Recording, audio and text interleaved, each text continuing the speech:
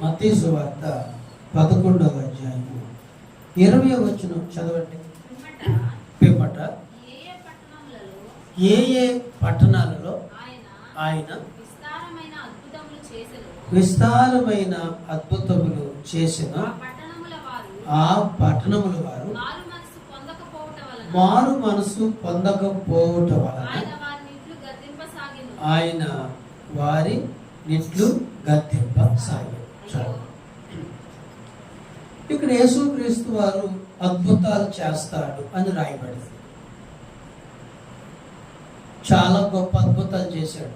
ఎలాంటి అద్భుతాలు అంటే 5 రొట్లు 2 చిన్న చేపలని 5,000 మంది తినేటట్టు అద్భుతం చేశాడు.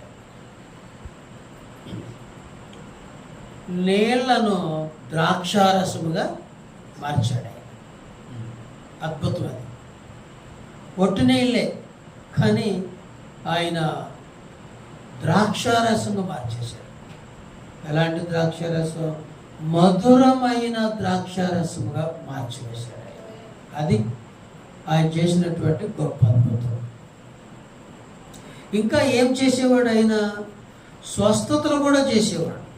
చాలా చాలా స్వస్థతలు కూడా యేసు ప్రభు వారు చేశారు. మత్తయి సువార్త 4వ అధ్యాయము 23వ వచనం 24వ వచనం చదివితే ఎలాంటి వాళ్ళను స్వస్థపరిచాడో ఇక్కడ రాయబడి ఉంది. యేసు వారి సమాజ మందిరములో బోధించుచు దేవుని రాజ్యము వచ్చిన సువార్తను ప్రకటించుచు ప్రజలలోని ప్రతి వ్యాధిని రోగమును స్వస్థపరచుచు సంచరించెను. కీర్తి వ్యాపించెను. నానా విధములైన రోగముల చేతను వేదనల చేతను పీడింపబడిన వ్యాధిగ్రస్తులందరినీ, దయ్యము పట్టిన వారిని, చాంద్ర రోగులను, పక్షవాయువు గల వారిని వారు రాగా ఆయన వారిని స్వస్థపరిచారు. చూడండి ఎంత చక్కని మాటలు. ఏంటి? ప్రజలలోని ప్రతి వ్యాధిని, ఎన్ని వ్యాధులైతే ఉన్నాయో అన్ని వ్యాధులను కూడా ఆయన స్వస్థపరిచాడు. ప్రజలలోని రోగాలు, ఎన్ని రోగాలైతే ఉన్నాయో వాటన్నిటిని కూడా ఆయన స్వస్థపరిచాడు. తర్వాత నానా విధములైన రోగముల చేతను, ఎటు చేతంట? నానా విధములైన రోగముల చేతను వేదనల చేతను పీడింపబడిన వ్యాధిగ్రస్తులను స్వస్థపరిచాడు. చూడండి ఆయన ఏం చేయగలడు? స్వస్థపరచగలడు. ఎలాంటి రోగాల్ని? ఎలాంటి రోగానైనా స్వస్థపరచగలడు. ఎలాంటి రోగము చేత పీడించబడుతూ ఉన్నా స్వస్థపరచగలడు. ఎలాంటి రోగం నిన్ను వేధిస్తూ ఉన్నా స్వస్థపరచగలడు. దయ్యము పట్టిన వారిని విడిపించాడు. చాంద్ర రోగులను విడిపించాడు. పక్షవాయువు గల వారిని విడిపించాడు, స్వస్థపరిచాడు. దీర్ఘమైన రోగగ్రస్తులను కూడా స్వస్థపరిచాడు. దీర్ఘమైన రోగాలు, 38 సంవత్సరాల రోగి, 38 సంవత్సరాల నుండి ఒక రోగంతో బాధపడ్డాడు. యేసయ్య స్వస్థపరిచాడు. 12 సంవత్సరాల నుండి ఒక స్త్రీ వ్యాధితో బాధపడుతుంటే ఆమెను కూడా అద్భుతంగా స్వస్థపరిచాడు. పక్షవాయువు రోగులను ఆయన స్వస్థపరిచాడు. ఒకటి అద్భుతాలు చేసేవాడు, స్వస్థతలు చేసేవాడు. దయ్యములను నుండి విడిపించేవాడు. అపవిత్రమైన దెయ్యాల నుండి విడిపించేవాడు. చాలా దెయ్యములు పట్టిన వాడికి ఎన్ని దెయ్యాలు పట్టినాయి? చాలా దెయ్యాలు పట్టినాయి. వాడైతే సమాధుల్లోనే ఉండేవాడు అని రాయబడింది. ఆయన గురించి ఏం చెప్పారంటే, ఆ ఊరిలో ఎవరు కూడా అతన్ని సాధుపరచలేకపోతున్నారు అని. కానీ యేసయ్య ఏం చేశాడు? విడిపించాడు. అనేకమైన అపవిత్ర ఆత్మలు అతనిలో ఉన్న యేసయ్య విడిపించాడు. హల్లెలూయా.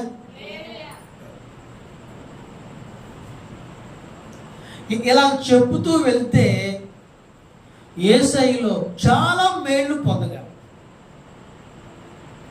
చాలా కార్యాలు చేసినట్లుగా చూడగలం. చనిపోయిన వ్యక్తులను కూడా ఆయన బ్రతికించాడు. లాజరును బ్రతికించాడు. ఇంకా 2-3 చనిపోతే వారిని కూడా బ్రతికించాడు. కొంతమంది జీవితాలని మార్చేశాడు ఆయన. అసలు కొంతమంది జీవితాలు మార్చేశాడు ఆయన. అసలు చాలా మార్చేశాడు. ఇట్లా యేసు క్రీస్తులో చాలా మేలు పొందగలం. యేసు క్రీస్తులో చాలా మహిమలు ఉన్నాయి. నీకు యేసు క్రీస్తు దొరికితే చాలు. ఇంకా లోకంలో ఉన్నవి ఏ మార్గాలు కూడా నీకు అవసరం ఉండదు. యేసు ఉంటే చాలు. యేసు అన్నిటికీ సరిపోయినవాడు. అన్నీ ఉన్నాయి. అంటే కంటి రోగం వచ్చిందనుకోండి, ఎవరి దగ్గరికి వెళ్ళాలి? కంటి డాక్టర్ దగ్గరికి వెళ్ళాలి. పళ్ళ రోగం వచ్చిందనుకోండి, ఎవరి దగ్గరికి వెళ్ళాలి? పళ్ళ డాక్టర్ దగ్గరికి వెళ్ళాలి. గుండె నొప్పి వచ్చిందనుకోండి, ఏ డాక్టర్ దగ్గరికి వెళ్ళాలి? గుండె డాక్టర్ దగ్గరికి వెళ్ళాలి. అంటే ఎంతమంది దగ్గరికి వెళ్ళాలి? ఒంట్లో రోగాలు వస్తే ఎంతమంది దగ్గరికి వెళ్ళాలి? ఎంతమంది దగ్గరికైనా వెళ్ళాలి, తప్పదు. కానీ ఇక్కడ యేసు అలా కాదు. యేసు అన్నిటినీ తీర్చగలడు, అన్ని సమస్యలు తీర్చగలడు. ఆయన ఏదో కంటికి మాత్రమే స్వస్థపరుస్తాడు, లేకపోతే ఒక రోగాన్ని మాత్రమే స్వస్థపరుస్తాడు అనేది లేదు. ఆయన అన్నిటినీ తీర్చగలడు. అన్ని విషయాల గురించి ఆయనకు ప్రార్థన చేయవచ్చు. అన్ని సమస్యల గురించి ఆయన మీద సంతోషముగా ఆధారపడవచ్చు, ధైర్యముగా ఆధారపడవచ్చు. మరి యేసులో ఉన్నటువంటి ఈ గొప్ప కార్యాలని, ఈ గొప్ప మేళ్లను మనం ఎలా పొందుకోవాలో మీకు తెలియాలి. యేసులో అన్నీ ఉన్నాయి, అన్నీ పొందగలము. సమస్య తీర్చగలడు, అప్పులు తీర్చగలడు, రోగులను స్వస్థపరచగలడు, దెయ్యాలు పట్టిన విడిపించగలడు, పిల్లలు పుట్టించగలడు, రక్షణ ఇస్తాడు, పాపక్షమాపణ ఇస్తాడు, పరలోకం ఇస్తాడు. ఇలా చెప్పాలంటే చాలా మేలుంటే ఇవి ఎలా పొందుకోవాలో మనం తెలుసుకోవాలి. ఆయన ఎంత గొప్పవాడో తెలిసి ఉండొచ్చు, కానీ అవి ఎలా పొందుకోవాలో తెలియలేదు అనుకోండి, అప్పుడు మనం పొందుకుంటామా? పొందుకెళ్ళం. 2 విషయాలు జ్ఞాపం చేస్తాను. ఒకటి, యేసుక్రీస్తు ద్వారా స్వస్థత పొందాలన్నా, రక్షణ పొందాలన్నా, మేలు పొందాలన్నా, దయ పొందాలన్నా, కనికరం పొందాలన్నా, విడుదల రావాలన్నా, రక్షణ పొందాలన్నా 2 విషయాలు చెప్తారు. ఒకటి, యేసుక్రీస్తుని నమ్మాలి. ఫస్ట్ విశ్వాసం, నమ్ముట. యేసుక్రీస్తుని నమ్మాలి. రోమపత్రిక 10వ అధ్యాయము, రోమపత్రిక 10వ అధ్యాయము 9వ వచనం చూడండి. అదేమనగా యేసు ప్రభువని నీ నోటితో ఒప్పుకొని దేవుడు మృతులలో నుండి ఆయనను లేపనని నీ హృదయమందు విశ్వసించిన ఎడల నీవు రక్షింపబడదు. నమ్మాలి. యేసయ్య దేవుడు, యేసయ్య రక్షకుడు, యేసయ్య ప్రభువు, యేసయ్య మృతులలో నుండి లేచాడు, సజీవుడు అని నమ్మాలి.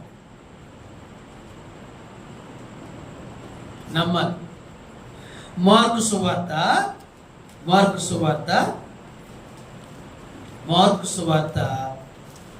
9వ అధ్యాయము 23వ వచనము ద్వారా నీవు నమ్ముతున్నప్పుడు అందుకు యేసు నమ్ముట నీ వలనైతే నమ్మువానికి సమస్తమును సాధ్యము. నువ్వు యేసుక్రీస్తు నమ్మితే నువ్వు స్వస్థపడగలవు, రక్షణ పడగలవు,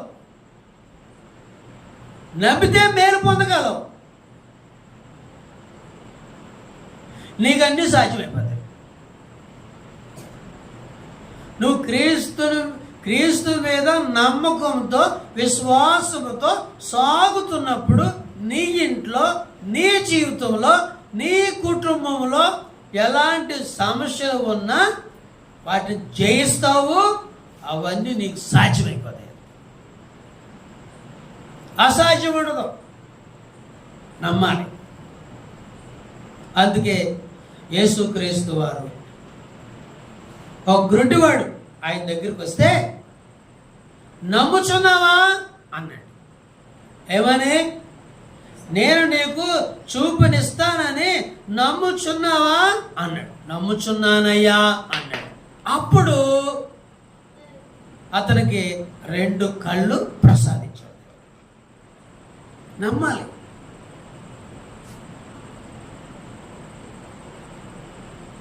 యేసుక్రీస్తు భక్తిలో, ఈ ప్రార్థనలో నీవు నమ్మకము ద్వారా గొప్ప గొప్ప కార్యాలు చూస్తావు. నమ్మాలి క్రీస్తు. ఈ మత్తయి సువార్త 14వ అధ్యాయంలో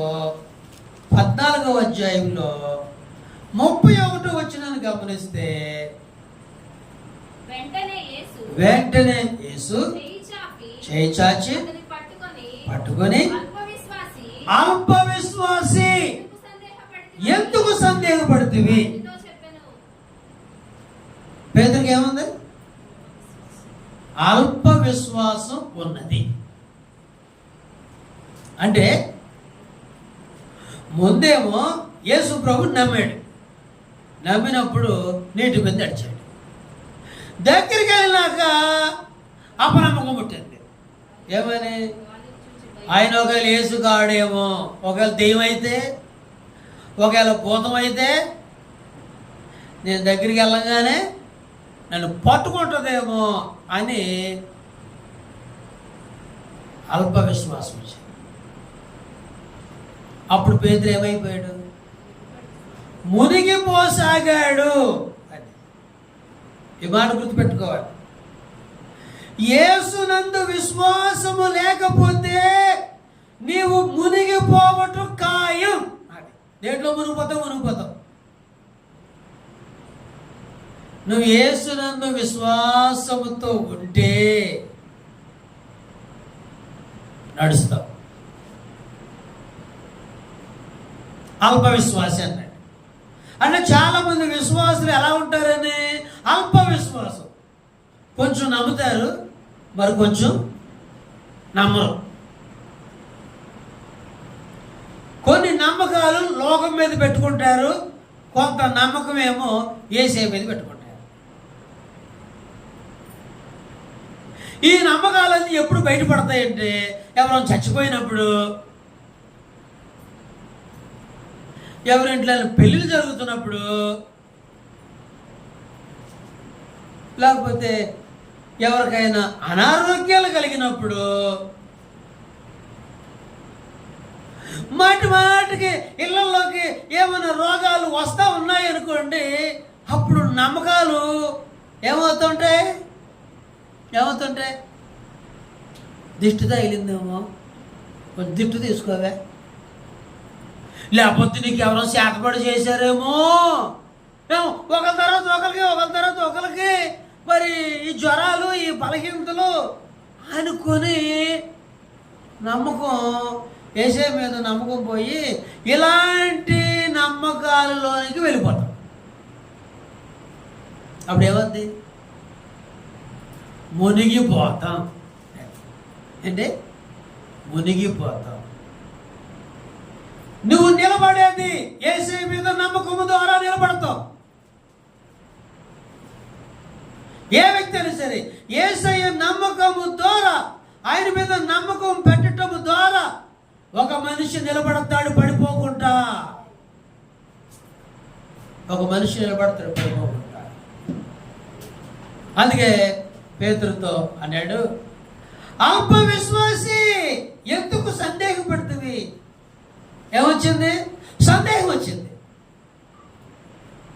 సందేహం రావటం ద్వారా మొత్తం అంతా కూడా ఇదైపోయింది. సందేహం రావటం ద్వారా మొత్తం కూడా ఇదైపోయింది. కాబట్టి సందేహంతో పేతురు మునిగిపోయేట్టు చూస్తూ ఉంటాం. ఇంకా చూడండి, మరొక వాక్యం జ్ఞాపం చేస్తాను. మత్తయి సువార్త 13వ అధ్యాయము 58వ వచనం చదువుతాం. మత్తయి సువార్త 13వ అధ్యాయము 58వ వచనం. వారు అవిశ్వాసమును బట్టి ఆయన అక్కడ అనేకమైన అద్భుతములు చేయలేదు. అర్థమని మాట, ఆయన అనేకమైన అద్భుతాలు చేయలేకపోయాడు. ఎందుకంటే వారు అవిశ్వాసం కలిగి ఉన్నారు. వారు అవిశ్వాసం కలిగి ఉండటం ద్వారా అక్కడ అద్భుతాలు చేయలేదు. విశ్వాసులుగా మన జీవితాల్లో కూడా యేసయ్యలో సాగుతూ, యేసయ్య ప్రార్థనలో సాగుతూ ఉంటూ విశ్వాసము కనుక లేకపోతే, అవిశ్వాసము కనుక ఉంటే దేవుడు నీ జీవితాల్లో కార్యాలు చేయలేడు. నీ జీవితంలో ఏమైనా కార్యాలు జరగటం లేదంటే నువ్వు విశ్వాసము పోగొట్టుకున్నావేమో అని నువ్వు తెలుసుకోవాలి. నాకు యేసయ్య మీద విశ్వాసం పోయిందేమో, నేనేమన్నా అల్పవిశ్వాసం పెట్టానేమో, నేనేమైనా చెడ్డ నమ్మకాలు పెట్టుకుని పైకి ప్రార్థన చేస్తున్నానేమో అని తెలుసుకోవాలి. నీవు విశ్వాసిగానే జీవిస్తున్నావు అనుకోండి, యేసయ్య నీ జీవితంలో, నీ కుటుంబంలో రకరకాల అద్భుతాలు చేస్తూనే ఉంటాడు. హల్లెలూయా, హల్లెలూయా. కాబట్టి నువ్వు ఎలా ఉండాలంటే విశ్వాసం కలిగి ఉండాలి, విశ్వాసంలో ఎదగాలి. నీ విశ్వాసం ఎంత ఎదుగుద్దో, నువ్వు యేసయ్యని ఎంత నమ్మగలుగుతావో అప్పుడు గొప్ప గొప్ప కార్యాలను చూస్తావు. అది ప్రభు ఏమన్నారంటే, మార్తా మరియా, నువ్వు నమ్మితే ఏం చూస్తావు? నా మహిమను చూస్తావు. అది నమ్మాలి. నువ్వు నమ్ము, నా మహిమను చూస్తావు. రెండో విషయం జ్ఞాపం చేస్తాను. రెండో విషయం, ఒకటి యేసయ్యని నమ్మాలి. రెండోది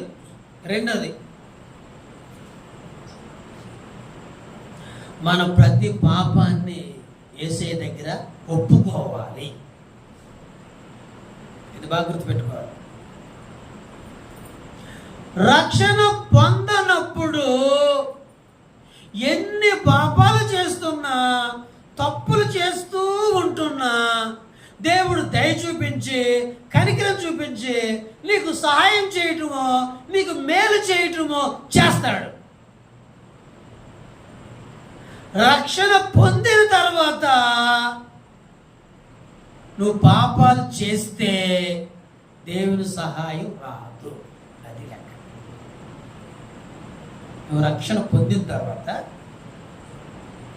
నువ్వు నాటికలు చూస్తున్నావు అనుకో, ఇక నీకు దేవుని సహాయం ఆగిపోద్ది. లేదు నువ్వు బూతులు ఆడుతున్నావు అనుకో, తెలియకుండా నీకు దేవుని సహాయం ఆగిపోద్ది.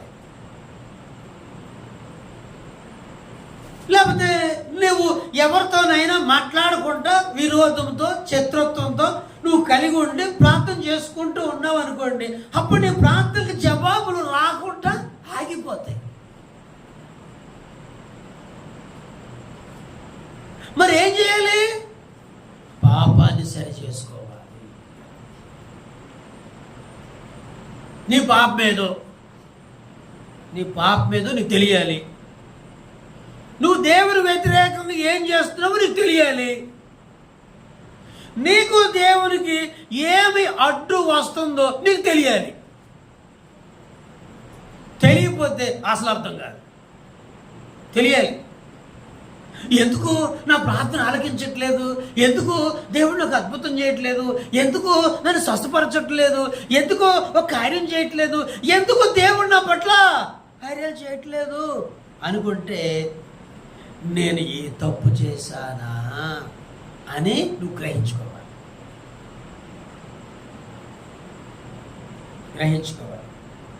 59వ అధ్యాయము 1వ వచనం యెషయా గ్రంథం చూడండి. రక్షింపనేరక ఉండునట్లు యెహోవా హస్తము కొరచకాలేదు, విననేరక ఉండునట్లు ఆయన చెవులు మందము కాలేదు.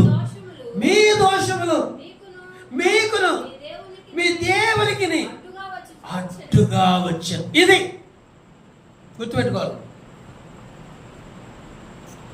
మనకి దేవునికి అడ్డు వచ్చేది ఏంటంట? దోషం. నువ్వేదో చేయకూడదు పని చేసావు, దేవుడికి అడ్డు అయిపోయింది, దేవుడి కార్యం జరగటం లేదు. నువ్వు తెలుసుకుని నేను ఇందాక ఇలాంటి వెళ్ళకూడని కార్యక్రమంలోకి వెళ్ళాను, అందుకు ఇది అడ్డు అయిపోయింది, నా ఇంట్లో దేవుడు కార్యం చేయట్లేదు. నువ్వు గ్రహించుకోవాలి.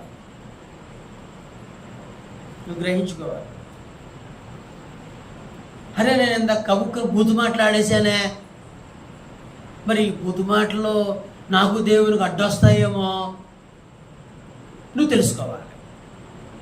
చూడండి, ఇక్కడ ఈ లూకా సువార్త 15వ అధ్యాయంలో తెలుసుకున్నాడు ఒక ఆయన. లూకా సువార్త 15వ అధ్యాయము 21వ వచనంలో ఒక యవనస్తుడు తను తప్పేంటో తెలుసుకున్నాడు. అప్పుడు ఆ కుమారుడు అతనితో, తండ్రి పరలోకమునకు విరోధముగాను నీ ఎదుటను పాపము చేసి తిని ఇక మీదట నీ కుమారుడని అనిపించుకున్నటకు యోగ్యుడను కాననేను. తెలుసుకున్నాడా? ఏం తెలుసుకున్నాడు? నేను ఒక తప్పు చేశాను అని తెలుసుకున్నాడు. ఏం తప్పు చేశాడు? నేను నా తండ్రిని బాధ పెట్టాను, నా తండ్రికి వ్యతిరేకముగా జీవించాను, నా తండ్రి ఆస్తంతా నాశనం చేశాను. తల్లిని తండ్రిని బాధ పెట్టిన వాడు ఏమవుతాడు? నశించిపోతాడు, శాపగ్రస్తుడు అవుతాడు. తల్లిని దూషించినా, తండ్రిని దూషించినా, తండ్రిని కొట్టినా, తల్లిని కొట్టినా నువ్వు పైకి భక్తి చేయటం వల్ల దేవునికి అడ్డుగా వచ్చేది. అప్పుడు నీవు కార్యాలు జరగవు. కాబట్టి ఏం చేయాలి? ఈ యవనస్తుడు తన తప్పు తెలుసుకుని తండ్రి దగ్గరకు వచ్చి ఏమడుగుతున్నాడు? క్షమాపణ. తండ్రి, నన్ను క్షమించు, నీ కుమారుడిగా ఉండుటకు కూడా నేను యోగ్యను కాదయ్యా, క్షమించయ్యా. ఆస్తంతా నష్టం చేశాను, క్షమించయ్యా. డబ్బులన్నీ పాడు చేశాను, క్షమించయ్యా. నీ మాట వెళ్ళలేదయ్యా, క్షమించయ్యా. నీకు విరోధంగా ఇంట్లోంచి బయటికి వెళ్ళిపోయానయ్యా, క్షమించయ్యా. అంటే తండ్రిని బాధపెట్టినా, తండ్రిని దుఃఖపెట్టినా, తండ్రి సొమ్ము నష్టపరిచిన పాపమే. పాపమే అది కూడా. తండ్రి ఆస్తి ఇచ్చాడు, నువ్వు వ్యసనాలకు నష్టపరిచావు అనుకోండి, అది కూడా ఒక పాపమే. అది దేవుడికి నీకు అడ్డు వచ్చింది. కాబట్టి నువ్వు దేవుడి దగ్గరికి వచ్చి క్షమాపణ కోరుకోవాలి. అవసరమైతే మీ తండ్రి దగ్గరికి కూడా వెళ్ళి, తండ్రి, నాకు ఎంతో కష్టపడి పొలం ఇచ్చావు, నేను నష్టపరిచేశాను, నువ్వు ఎంత కష్టపడ్డావో, నేను తేలిగ్గా అమ్మేశాను, తినేశాను, తాగేశాను అని పశ్చాత్తాపడి తండ్రి దగ్గర కూడా క్షమాపణ. అప్పుడు ఆ లోపం నీకు దేవునికి అడ్డు తొలగిపోతుంది. ఇప్పుడు యవనస్తుడు ఒప్పుకున్నాడు కాబట్టి తండ్రి క్షమించాడు. అవునా? క్షమించాడు. క్షమించిన తర్వాత తండ్రి ఏం చేశాడు? అయితే తండ్రి చూచి తెచ్చి వీడికి కట్టి ఉంగరం పెట్టి పాదములు చెప్పులు తొడిగించి తెచ్చి వధించుడి. హల్లెలూయా, హల్లెలూయా. ఇప్పుడు కుమారుడికి తండ్రికి మధ్యలో ఏమైనా అడ్డు ఉందా? అడ్డు లేదు. కుమారుడికి తండ్రికి ఏదైనా అడ్డు ఉన్నదంటే ఏ అడ్డు లేదు. మళ్ళా కుమారుడుగా చేర్చుకున్నాడు, తన దోషమంతా పోయింది, దేవునికరంగా మారిపోయాడు. అంటే ఒక వ్యక్తి దీవించబడాలి అంటే, ఒక వ్యక్తి ఆస్వాదించబడాలంటే, ఒక వ్యక్తి నెమ్మదిగా బతకాలంటే, ఒక వ్యక్తి క్షేమంగా బతకాలంటే ముందు నువ్వు దేవుని దగ్గరకు వచ్చి నీ అవిధేయతలన్నీ, నీ దోషములన్నీ ఒప్పుకొని సరి చేసుకుంటే ఆయన క్షమించి నీకు క్షేమమైన బ్రతుకు కలగజేస్తాడు. నీకు దేవునికి అడ్డుగా ఉన్న అవిధేయతలు, దోషములు పోకుండా దేవుడు దయ, కనికరము నీకు దొరకదు. అందుకే బైబిల్ ఏముందంటే, అతిక్రమములు దాచిపెట్టువాడు అంతే వర్తిల్లడు. ఎందుకు వర్తిల్లపోతున్నావు అంటే నీలో పాపాలు పెట్టుకున్నావు. ఎలా వర్తిల్తావు? నిన్ను ఎవరు వర్తిల్ల చేస్తారు? నిన్ను దేవుడు వర్తిల్ల చెయ్యాలి. నువ్వు వర్తిల్లలేకపోతున్నావు అంటే కారణం నువ్వే తప్పులు చేస్తున్నావు. తప్పులు చేయటం వల్ల వర్తిల్లపోతున్నావు. నీకెందుకు కలిసి రావట్లేదు? నువ్వు తప్పులు చేస్తున్నావు, దేవుడికి వ్యతిరేకమైన పనులు చేస్తున్నావు, అందుకు కలిసి రావటం లేదు. ఎందుకు దేవుడు స్వస్థపరచట్లేదు? నువ్వే తప్పులు చేస్తున్నావు, అందుకే దేవుడు స్వస్థపరచట్లేదు. నీకు అనిపించవచ్చు, ఏమోనమ్మా దేవుడు మా మీద దయ చూపించట్లేదు, పగబట్టాడమ్మా. హే, మీరు నన్ను నయోమి అనమోకండి, నన్ను మారా అనుడి. ఏ దేవుడు నన్ను ఏం చేశాడు? బాధల పాలు చేసేసాడు. దేవుడు నన్ను కష్టాల పాలు చేసేసాడు.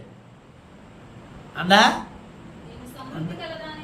నేను సమృద్ధి కలదానినే వెళితిని, యెహోవా నన్ను రిక్తురాలుగా తిరిగి తీసుకుని వచ్చాను.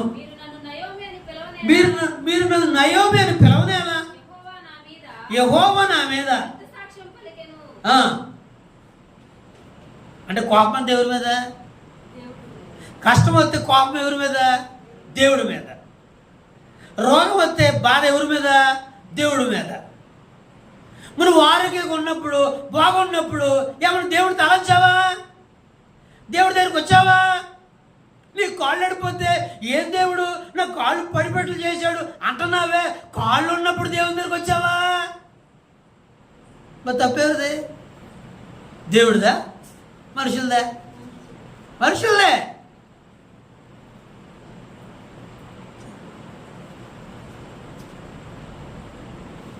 అందుకని లోకాసు వార్తలో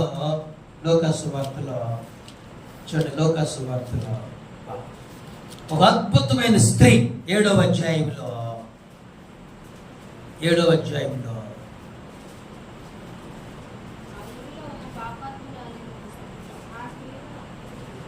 ఆ 37వ వచనం. ఆ ఊరిలో ఉన్న పాపాత్మురాలైన ఒక స్త్రీ యేసు